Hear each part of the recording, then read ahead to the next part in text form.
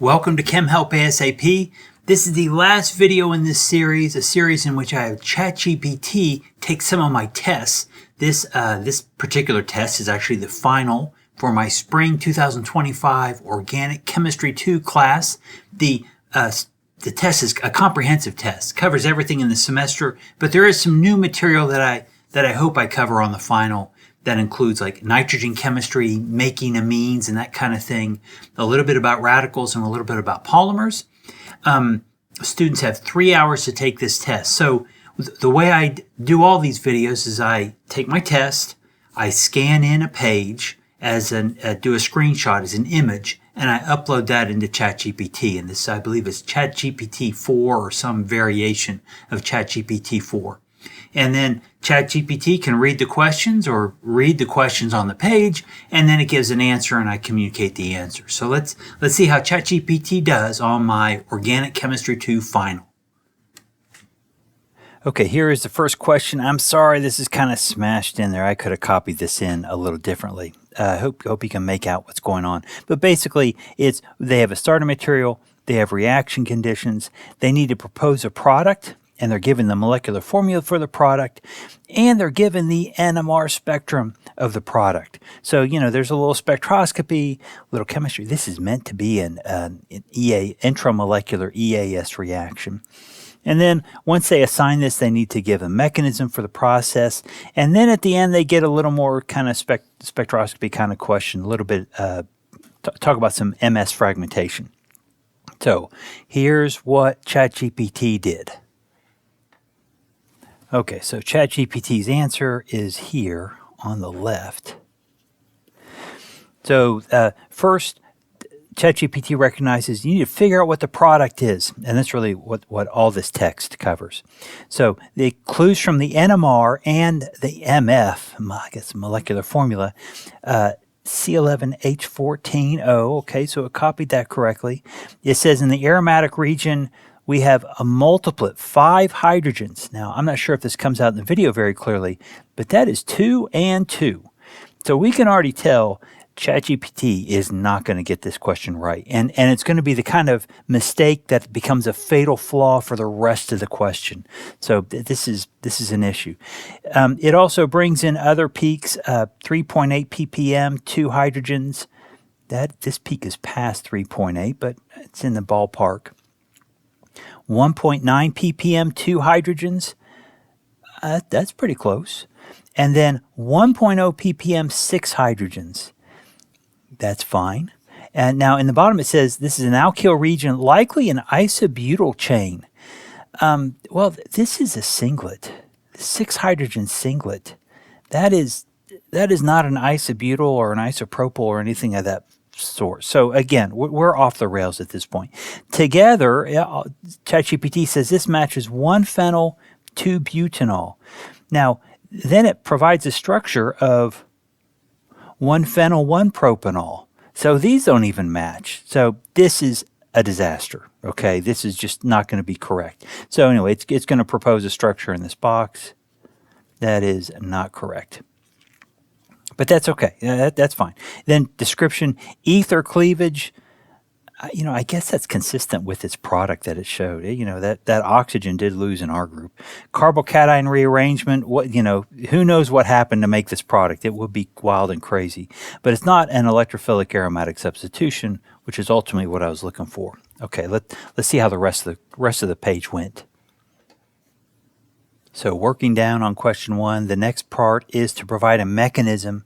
Now, there's not a lot of reason to spend time on this mechanism because the product is incorrect. But I just want to highlight one thing in here. So for the mechanism, it says to protonate the ether oxygen. That's reasonable because it is an acid. And then loss of methanol.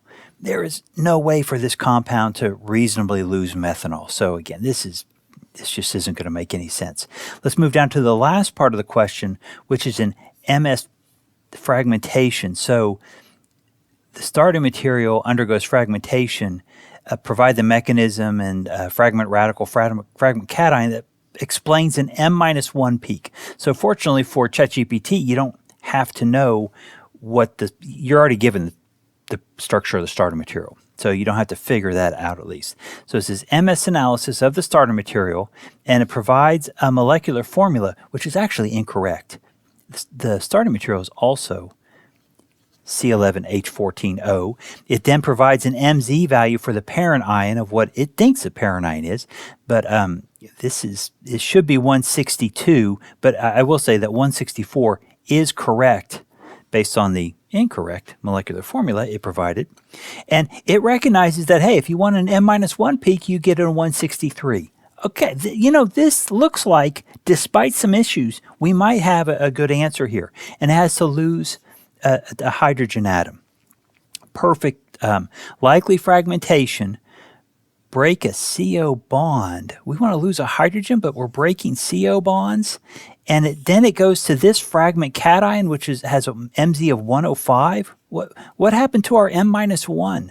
So it says some interesting and intelligent things up here, but then down below it just does whatever. So anyway, this is also probably 90% incorrect in this box as well.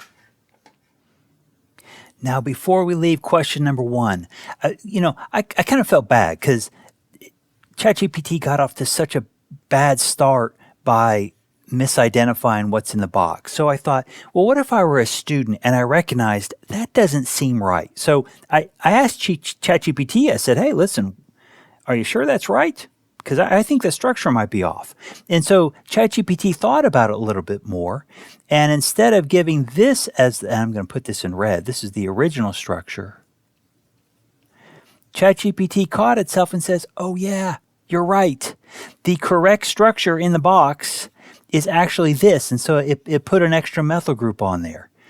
Well, that's still wrong. But, it did recognize something was off, but it didn't really fix itself. So I don't feel like by letting ChatGPT give some of these wrong answers, if you just give it a nudge, it'll fix itself. Maybe in some cases it does, but in this case it did not. So I don't feel like I'm overly exposing ChatGPT here. Even when given a second chance, it has a hard time recovering. So for question number 2 is really mostly a mechanism. It's just a mechanism for reacting this aminopyridine with this alpha halo ketone to give this kind of product. This is a classic ancient organic reaction. And the thing is, we really want to see a mechanism. So let's see how ChatGPT approaches this question. Okay, here we are with ChatGPT's answer on the right. You're forming a substituted pyridazine. Now that is a very fancy word for it to use, and so here's the product. But that is not a substituted pyridazine. A pyridazine is an aromatic ring with nitrogens on opposite sides. So, just because you can use a word doesn't mean you should use a word. And you're going to form this from 2-aminopyridine, which is fine. This is indeed 2-aminopyridine. Benzoyl chloride. Okay, this is an issue because it kind of looks like benzoyl chloride, but that is not benzoyl chloride, which is, of course, like this. So ChatGPT has lost track of that carbon right there. This is a cyclocondensation reaction. It is. Likely forming a fused heterocycle. Absolutely, because I showed you that it's a fused heterocycle. By some kind of nucleophilic attack and a dehydration. It does involve lack of water. So all this text is really, it's fine. What is the driving force? You form a new aromatic ring. Water loss. Totally appropriate answers. Okay, so A plus for this.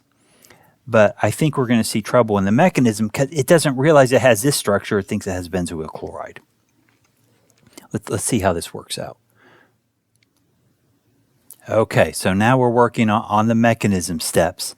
And ChatGPT, I didn't push it too hard to try to generate images, but it will ask you if you want images, and if you say yes, it doesn't really give you any images. So anyway, it's got to be written through in text. Hey, that's fine. I don't want to beat up on ChatGPT because you could argue a prepared student ought to be able to read this kind of explanation and construct their own mechanism. That's not unreasonable. So how do we start? 2-aminopyridine, fine. Attacks the benzoyl chloride.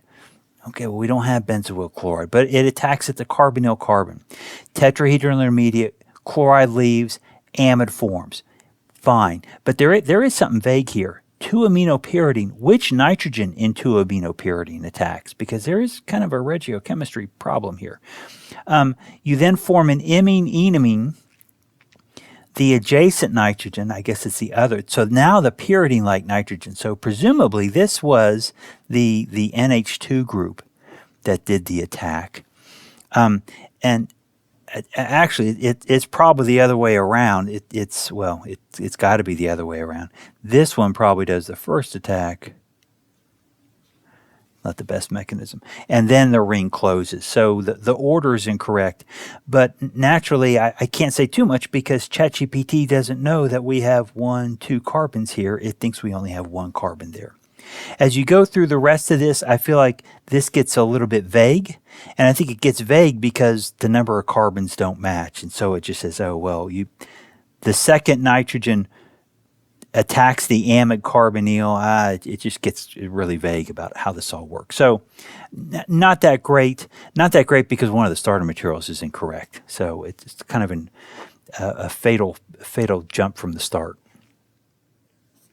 All right, question number 3. Question number 3 is a synthesis question. Students are given a target compound and then given a limited toolkit of different carbon-containing molecules to access the different carbons in the target compound. I love these kinds of questions. It gives the students a chance to do things creatively because typically there's more than one way to answer the question.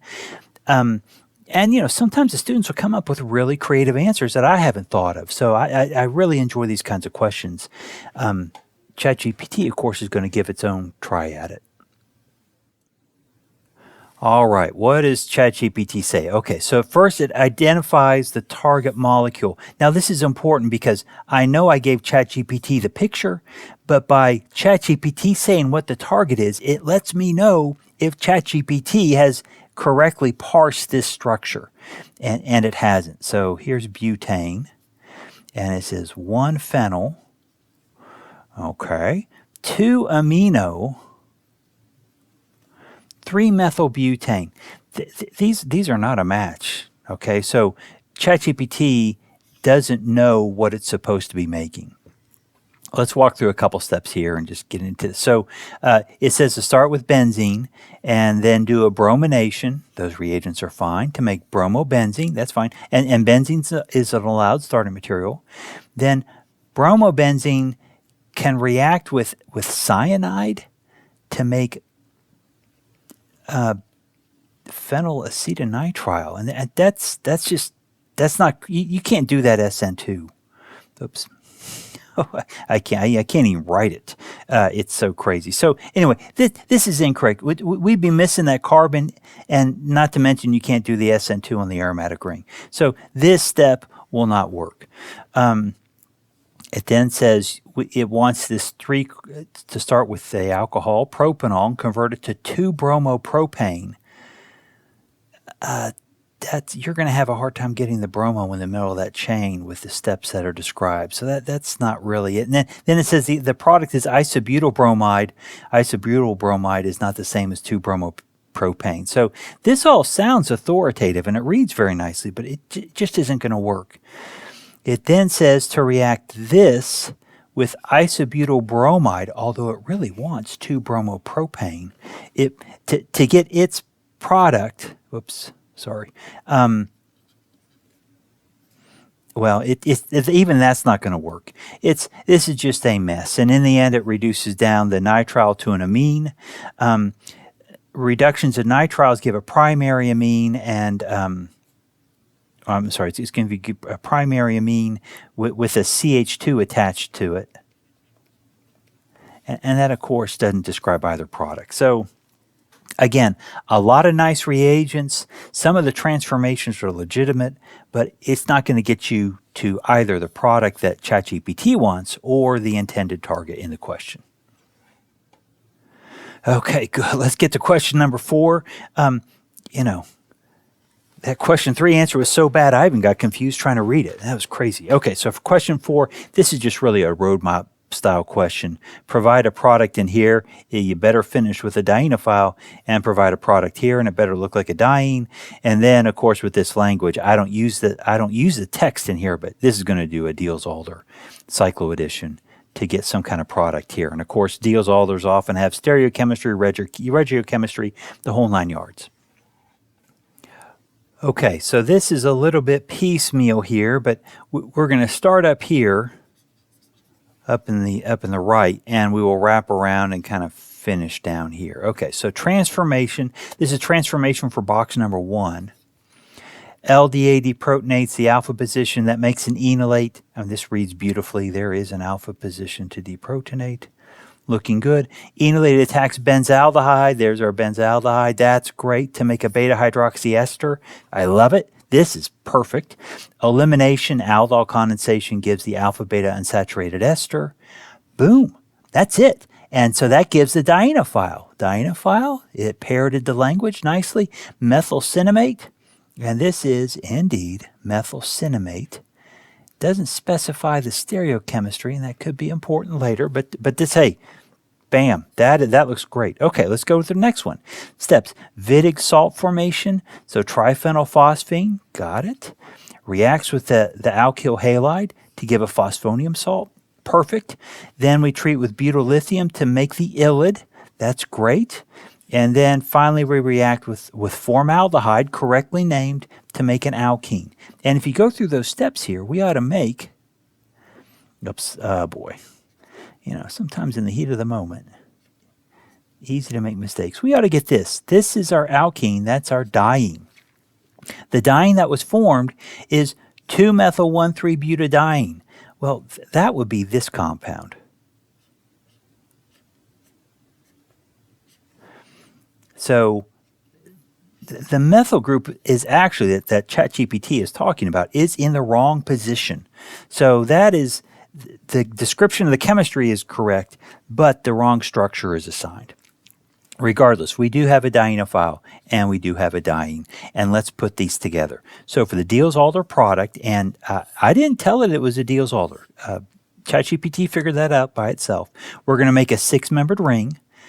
Okay, let's draw that 6-membered ring. We're going to have a methyl at position 1. I don't know how based on, well, let's see. Let's see how it does. A phenyl at position 4. So let's number these up.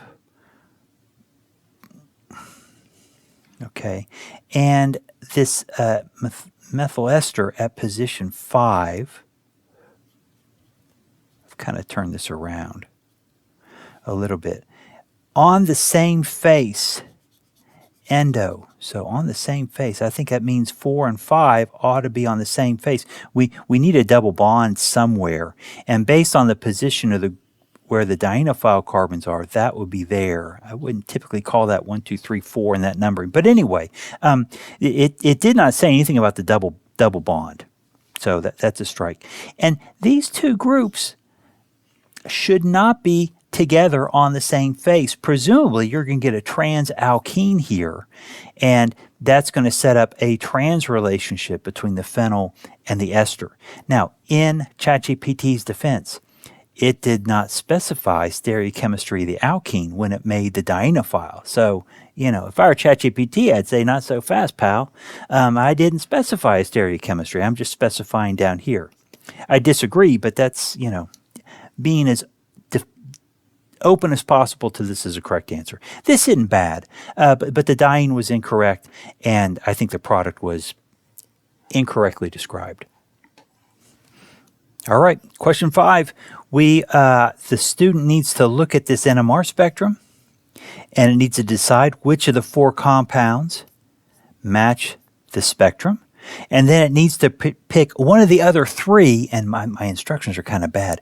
Pick one of the other, I should have bolded other, one of the other 4 compounds, and then do a synthesis of that compound down here. And using the same rules as question number 3, so you only have a certain number of starter materials. So let's see what ChatGPT says. All right, it says NMR key features: multiplets in the 7.2 to 7.8 range. That's correct. Aromatic hydrogens, 5 H's.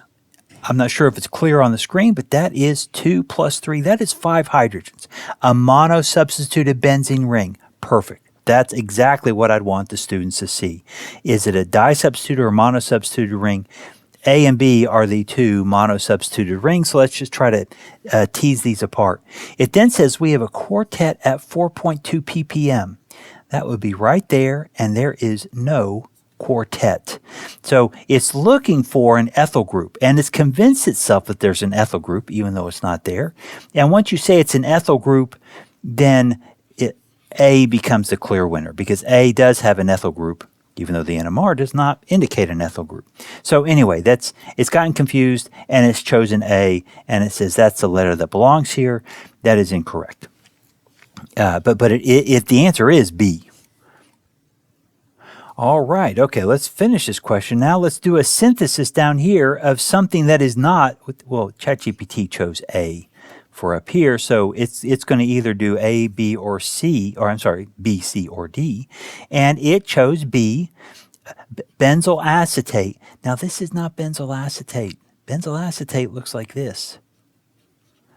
So what ChatGPT has done is it has transposed the ester, which is kind of an interesting thing. So it says, let's propose a synthesis of B, benzyl acetate. It indicates what this, now this does correspond to benzyl acetate. Make benzyl bromide. Start with benzene. And notice it uses this reagent, and my students have never seen this, and as it turns out, this reaction doesn't work. It tries to do an Friedel-Crafts alkylation to go straight from benzene to benzyl bromide. Now, by this point in the semester, we will have talked about multiple approaches to doing exactly this kind of transformation. It's not a one-step transformation. You can do radical chemistry, and you can do a radical halogenation of toluene. You could make an organometallic and attack formaldehyde to get the alcohol and then convert it to the bromide. But you cannot do this step. So ChatGPT did a reaction that doesn't work. But regardless, it got here. What's it want to do with that? So now we're going to form benzyl alcohol. So it treats this with sodium hydroxide. Nah, not my favorite reaction, but that would work. That's fine. And then we do acetylation to form an ester. So use methanol and oxidize to acetic acid. That's a mismatch in carbons. And then it's going to react this carboxylic acid with an acid catalyst with the benzyl alcohol we already made to do a Fischer esterification. Okay. Some bumps in the road, but there is some merit in that discussion. Okay, question 6. Question 6 is a full-page question. I have the top half, so this is why this is 6A. These are just roadmap questions. So let's just fill in these boxes, reagents that'll accomplish the transformation shown. Okay, let's get going on this. For the top sequence, perfect, and this will all be just for the top sequence. We're going to treat this with benzene, start with benzene, boom, that's correct. And we're going to go to N-benzyl ethylamine. So that's ethylamine, and ethylamine has an N-benzyl, and that compound. Now, this product does not match that structure. So we're going to have trouble. So what's it think we should do? Benzene to ethylbenzene, that's fine. We could do a Friedel-Crafts alkylation. That would work to give you ethylbenzene. Then ethylbenzene to 2-phenylethylamine. Let's see, 2-phenylethylamine, which is not what this compound is. We could do a radical halogenation of our ethylbenzene. That would get us to there. We could treat that with excess ammonia. Not a huge fan, but fine.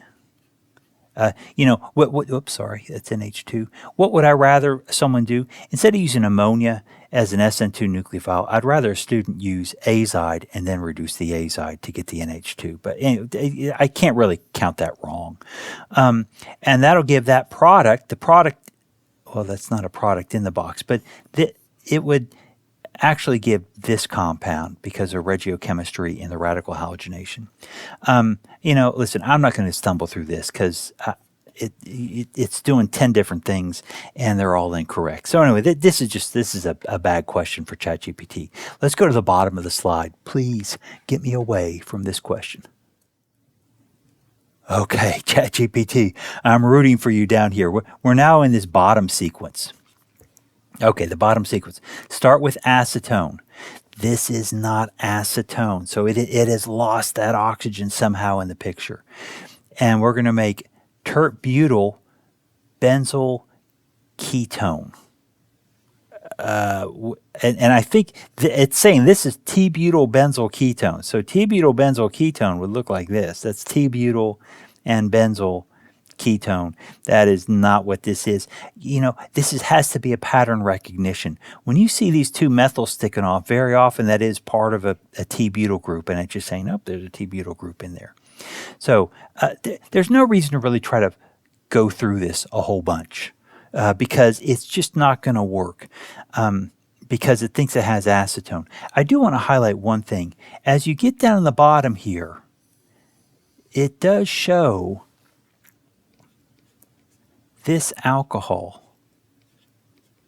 So it is recognizing the fact that we're doing acetal-ketal chemistry down here. And so somewhere, some of those bits and bytes recognized that we're doing acetal-ketal chemistry, even though that's not apparent in the top line where it describes the product. So, 5-membered, it's a 6-membered ring, but a ketal ring, okay, it's trying. It's just not quite keeping up with all the different details in the question. Okay, finally, let's wrap this up. We are in the bottom half of this last question. This is a page of sort of roadmap questions where students provide reagents to fill in the gaps. Let's see what ChatGPT thinks the answers are. Okay, top row, acetone to alkylated product. Okay, here we are. We're alkylating here. So reagents, it wants to treat with LDA, a base. I'm not crazy about sodium hydride for making an enolate there. LDA is great. And it wants to treat this with, let's number the carbons in acetone. We need to alkylate with that group. That's going to be some kind of benzyl halide, and it adds in an extra carbon. Again, this is a theme. ChatGPT has trouble keeping track of carbons in these diagrams. So that's not a surprise. And that's going to result in alkylation at the alpha position. So that gets us to here. Then phenylacetone, converting that to 1-phenyl-3-butanol. Well, this is not phenylacetone. Phenylacetone would be this. So it added an extra carbon up here, and then it's removed 2 carbons to get to there. It's crazy. Okay, and it thinks it wants to make 3-butanol. Let's draw this out. That would be 3-butanol with a phenyl group. Okay. Maybe I'd argue with the numbering. Maybe that's 2-butanol with 4-phenyl. But anyway, that is at least a name that corresponds to this correct structure. And so simply to do that, reduce with sodium borohydride and ethanol. Perfect. That will work. And that will give you, this alcohol, so sodium borohydride in here with ethanol. Okay, that's correct. All day long, that's correct. Now we're going to convert that alcohol to a tosylate with tosyl chloride and pyridine. Good. Make a good leaving group. Perfect. Then tosylate plus an alkene. I don't know what it's doing. I feel like it's trying to add this alkene to the molecule without recognizing this is really just we're going to make this tosylate and then do an E2 reaction with potassium t-butoxide. So it lost track, and then it got crazy on how do we add the alkene? I don't know, just deprotonate something and add an alkene. SN2 substitution of tosylate with alkene chain. Okay, whatever. Okay, now this last reaction, middle branch extension of the alkene product. Okay, that's not the language I would use. Let's see what happens. 1-phenyl 4-hexene. This is 1-phenyl, but it's really butene with a 1-butene with a 4-phenyl to 4-phenyl 4-hexanol. I don't know what's going on here. Anyway, conversion of alcohol to alkyl, sure. Okay. Well, anyway, it's lost track, lost communications. Houston, we have a problem. All right, let's finish this off. We are on the bottom row, thank goodness. Cyclopentanone conversion. Okay, this is cyclopentanone. That's nice. Cyclopentanone to alpha-bromocyclopentanone. Ooh, why does not alpha-bromocyclopentanone? So it says to do an alpha halogenation, which would get us to here. That's not okay. It's lost the fact that we've added another carbon. We've added a carbon to the carbonyl and then converted the resulting alcohol to a bromide. So that's not so good. Let's see what it says next. Doesn't really have a way to get to here. This is simply eliminating the bromide. So from here, if we eliminate the bromide, we can get to, at some point, we'll get to this. And then we can do an anti-Markovnikov alcohol formation.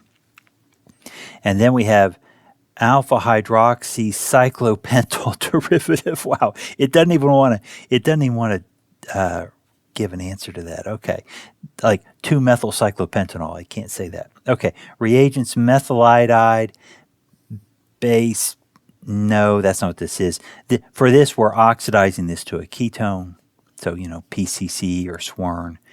And then adding a methyl grignard to that and then protonating to get to the product. So this is a train wreck. Okay, let's end this video, please. All right, so that's how ChatGPT did. I think it's incredible. It's incredible how well ChatGPT can do to process organic chemistry just from uploaded images. What are the areas of weakness? I think stringing together multiple ideas together in a coherent manner is a problem. So more direct questions. What is the product of this reaction? That's typically something ChatGPT can handle. ChatGPT also still has trouble reading images of organic molecules, line angle notation, and it has trouble reading those and not losing carbons or adding carbons. So that is a problem. I'm sure ChatGPT will only get better. But right now, I'd say ChatGPT is just not ready to do organic chemistry 2 work in the fashion that I've presented in these videos. I hope you've enjoyed them, and I hope you found them informative. In a year or 2, these videos should be obsolete, so we'll have to see how it does then. But anyway, in the meantime, take care.